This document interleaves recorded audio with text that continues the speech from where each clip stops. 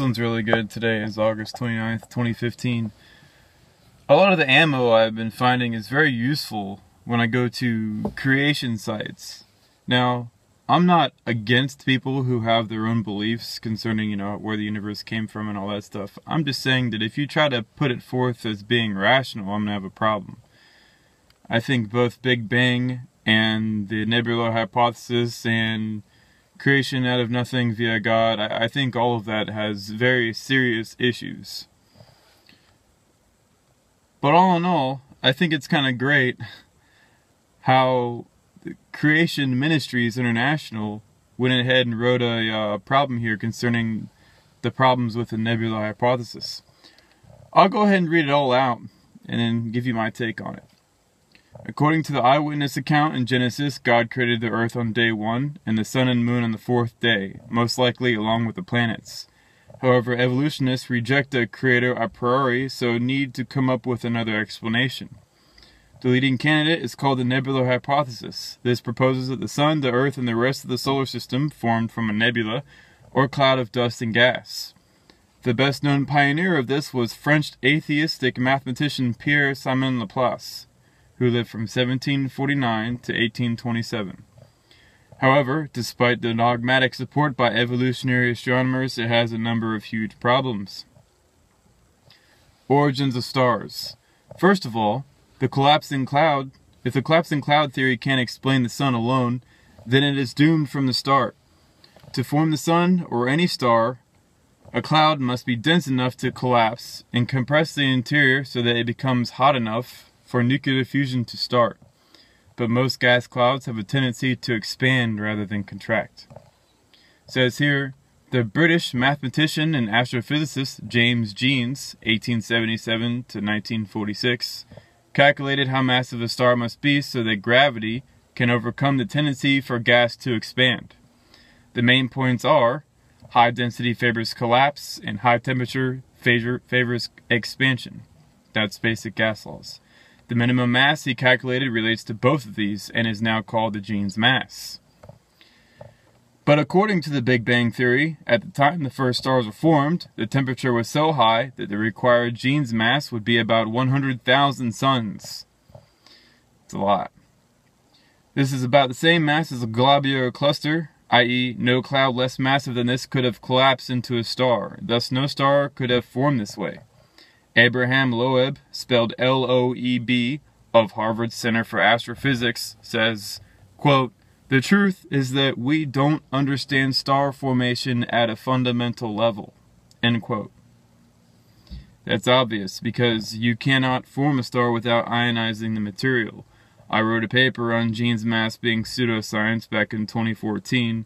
You just can't collapse things together because of gravity. You have to have a mechanism to ionize the gas cloud, meaning you have to have enormous electrical and magnetic activity happening to birth a star. Ignoring that is ignoring physics and astronomy and astrophysics itself in favor of pseudoscience. Let me say that again. Quote, "The truth is that we don't understand star formation at a fundamental level." Coming from Abraham Loeb, L-O-E-B, or Lieb, Harvard Center for Astrophysics. Origin of planets. So, stars alone can't be explained by such naturalistic conjectures. However, the planets are even more problematic with several additional problems. Now, keep in mind, this is from the creation idea where everything just appeared out of nothing. Angular momentum. One major problem can be shown by accomplished skaters spinning on ice. As skaters pull their arms in, they spin faster. This effect is due to what physicists call the law of conservation of angular momentum. Angular momentum equals mass times velocity times distance from the center of mass, and always stays constant in an isolated system. When the skater pulls their arms in, the distance from the center decreases and they spin faster, or else angular momentum would not stay constant. In the formation of our sun from a nebula in space, the same effect would have occurred as the gases allegedly contracted into the center to form the sun. This would have caused the sun to spin very rapidly, like a skater pulling her arms in.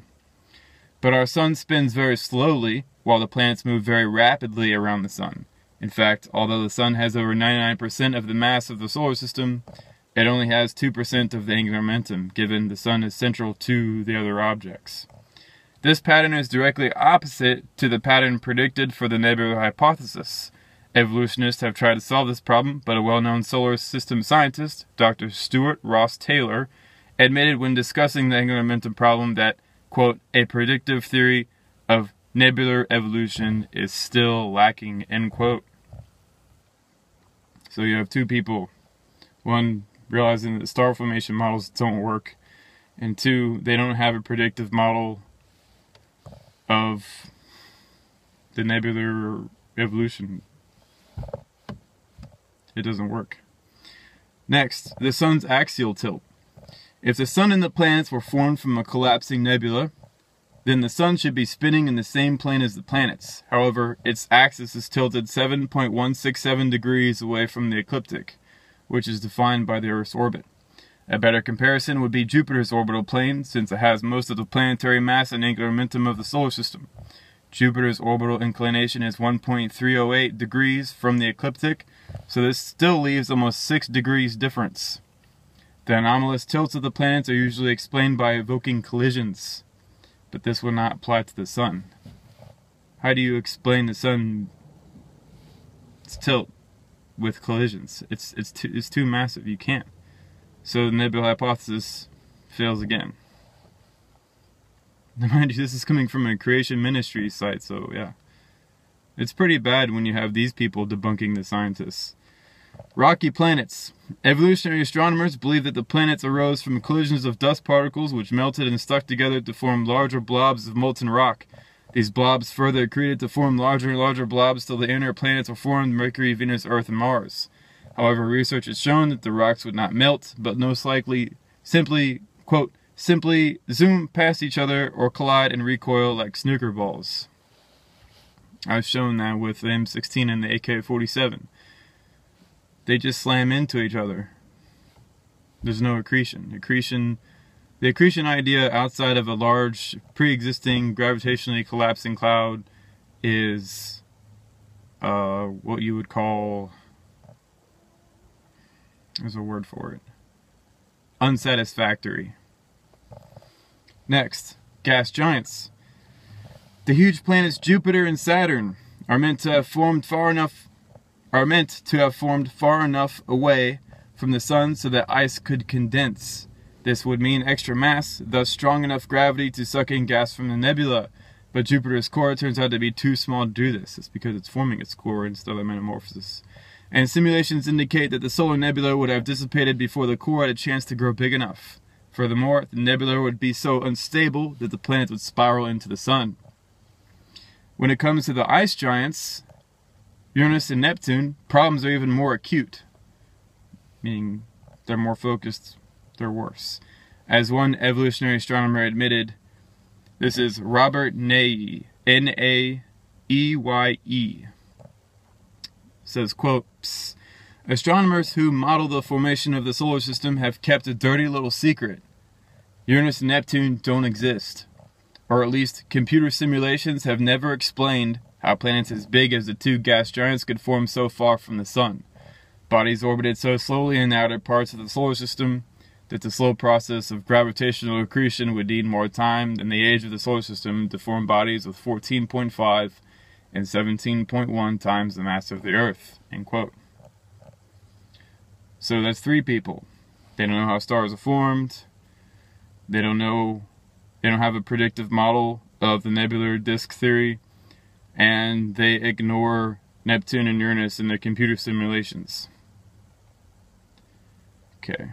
Next, retrograde motion. This is even worse and is being exasperated by the Kepler Space Telescope finding these doing strange things.